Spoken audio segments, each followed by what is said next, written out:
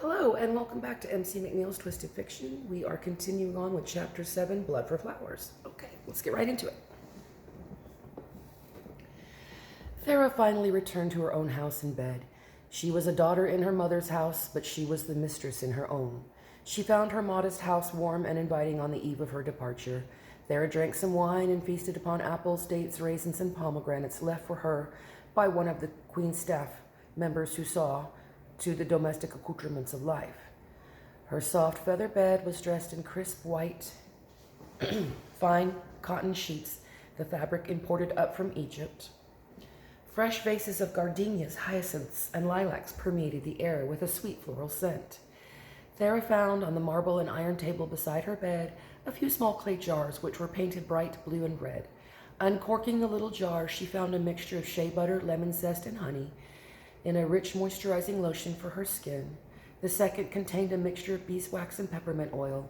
This was to keep her lips soft and smooth on the long ride to Sparta. During the breeding season, skincare is very important. Happy for her presents left for her by her queen, she rubbed some of the balm on her lips, the peppermint cooling her pink lips instantly. Thera lit a few oil lamps, then strode out to the balcony of her home, which sat on a small hill overlooking the Queen's castle and the Temple of Apollo. The city was quiet at this hour, everyone getting a good night's rest before their long travel and release from duty. This was a time for those who were partaking in the breeding season to put aside their work and forget their tasks. The only duty required of the ladies during this break was to procreate. Thera thought of the other 211 women who lie in their beds at this hour, dreaming of the days and nights to come with much anticipation. Here Thera gave pause in this line of thought as she gazed up at the bright stars so vast in the heavens above her in the dark night, the moon waning on the horizon, a giant sliver of crescent hanging low off in the distance. Thera said a silent prayer to Artemis, her goddess the moon. Thera asked her, "O Artemis, watch over me and protect me. Keep me out of the hands of love, and let these men have my body, but do not let my poor heart fall victim to their sweetness and words of promises and poetry and kisses upon the mouth, the warm, deep embrace of their love. I pray you guide me safely on the long, hot nights, for I, your humble servant, only wish to serve you. May your brother Apollo light my way by day, and may you, O Artemis, watch over me and keep me safe in the night, for I have promised all to breed for you." Thera stopped in her prayer as she felt as though she was being watched. Looking up, she noticed a large gray owl sitting in the newly budding branches of the cherry tree next to her balcony. The old owl turned its giant head towards her, looking down with its large orange eyes through the bright pink blossoms. Thera here felt a strange sensation run up and down the length of her spine. Her skin felt cold, even though the night air was very warm.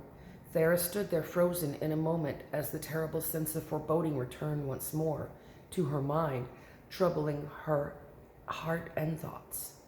The fruit and wine she had devoured now turned in her stomach like bitter ashes, and she suddenly felt quite ill. Now, if Thera felt ill, she would not be allowed to travel, and travel she must. She was ready for the campaign to Sparta to begin, and she would not let anything impede her progress. "Good night, O wise owl," Thera whispered to the bird as she slowly stepped back into her bedchamber and curled up naked alone in her bed, for she would need a good rest for the long day to come. And Morpheus came quickly, wrapping his arms of deep slumber around Thera. Here, deep in sleep, she dreamed a dream in which she was on the ocean in a ship with no sails that moved along the quiet sea. In the darkness, and she could not see. They didn't like to dream about the water because that was very bad omen to them, and you'll find out later why. dawn the next morning. "Odessa!" Thera said loudly as she stood next to Odessa's bed, shaking her. "Thera?" Odessa asked with a yawn and stretch. "Why are you here so early?" "I'm the Queen's commander, and I always awake before the troops, just as you shall be when you assume command for me today. Now get up and get dressed, for we have a lot of work to tend to." "But I have not even had my breakfast," Odessa complained as she lay in her warm bed. "Here, I brought you an apple," Thera said as she tossed it over to her, waiting for Odessa to finally get out of bed. Now, in a few minutes, Odessa was up as Thera, who was already dressed in full armor, helped Odessa put on her military uniform. They indeed had much to tend to, as Thera explained they must first see that all the caravans were packed with supplies, tents, linens, foods, water, and wine, etc. Next, they went to the treasury, where they took possession of the many gold pieces which were to be tokens of respect and honor to be given to the rulers of the lands that the women of Themyscira would visit, which was customary in their traditions. The artisans of her country were renowned for their masterwork in gold and silver. The artists of the treasury had crafted many crowns for the rulers of many nations, and Thera was well pleased with the small statues of snakes, horses, bulls, etc. that they had given to her. Odessa had never been inside the treasury before, and she was amazed by the massive amounts of gold and silver contained therein. Now that she would be in command during Thera's absence, she would now have access to many places that she was never allowed to go to before. That's always fun. Okay. All right, so let's continue. Next, they paid a visit to the physicians, where they obtained all the letters about each woman's to ensure each was healthy and able to travel and breed. Thera received her examination in the presence of Odessa, and the physician gave Thera a clean bill of health, much to her relief. The two then made their way to the palace of the Queen and received from her ministers of foreign relations the letters of diplomacy sent and sealed by Her Majesty to all sovereign states. Now, before Queen Ethera, her daughter, Thera gave over the signet ring she wore in the Queen's stead. The large, well-crafted, crescent-shaped silver and gold ring Thera wore on her left hand was given over to Odessa, who now realized the importance of her task and the ultimate responsibility. And here she wished her dearest friend Thera would not go. She didn't think she was prepared to rule in her stead. Queen Ethera took the ring and slipped it on to Odessa's left hand as she swore a solemn oath to the old gods of her youth. The queen then prepared herself as she rode out upon her golden chariot, driven by Odessa, her new commander, to the north gate, where she bade all her loyal servants farewell as the new breeding season approached. Thera rode out on her black horse behind Odessa and the queen. So they're about to go and have some fun. We hope. Okay, now we're going to start chapter 7, the end of it. Upon this beautiful spring morning, the sun shone down from a cloudless sky as warm winds blew in from the south across the Black Sea up from Persia. The entire city had assembled at the north gate to bid their sisters and daughters farewell. The remaining auxiliary troops, nearly 5,000 soldiers, stood high upon the long stone wall, looking down over the women gathered there. Thera fell into the ranks with the other members of the military, who awaited the queen's word upon their steeds. The lines of wagons loaded with supplies, and the civilian women here, too, waited with much anticipation to finally be on their way. Queen Ethera stood just above the crowd on her golden chariot, her crown all flashes of gold and silver in the bright light of the sun. Now she was old and aged, but she summoned up the strength to stand, to address her dear subjects in a loud, rich, clear voice that did your heart good to hear. My dearest, lovely ladies, the thousands gathered there stilled their voices. Today you shall leave these sacred walls and fulfill your destiny. A loud cheer came up from the impassioned women. We who must remain send with you our joyous prayers of love and protection.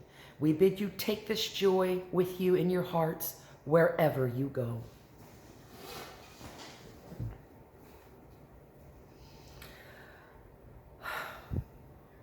More cheers. Apollo himself has come to watch over you in his full shining glory to protect you this very day. You must now look out for one another so that you all shall return to me home safe. The queen paused for the loud applause. Remember, each of you, a man is like fine wine.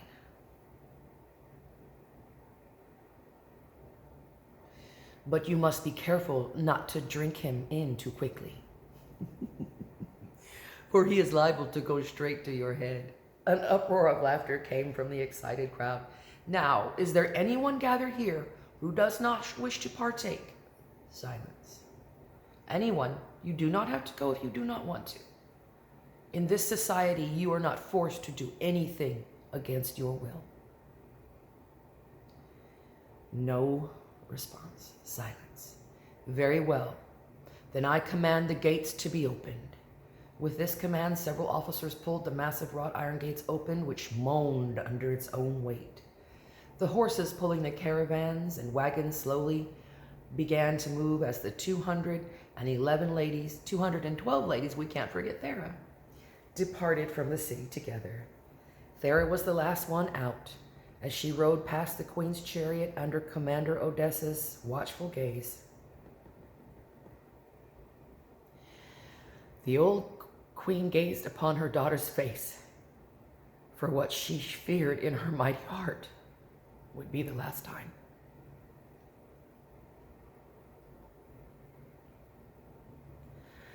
My brave and noble daughter, return to me, your mother, your queen, for I command you to do so, by whatever means possible. Queen Aethera spoke, a glistening of a tear in her blue eyes. I shall return to you, O my queen. As Apollo is my witness, we shall all return home to you to kiss you upon the cheek. I will see to this, for I am the daughter of a queen. Thera rose up on her mighty steed, which reared up, kicking its front legs, as Thera rode out through the gate. As she did this, the crowd gathered there cheered for the departing women, and all were happy as a new breeding season began. And as they vanished out of sight on the little road in the north,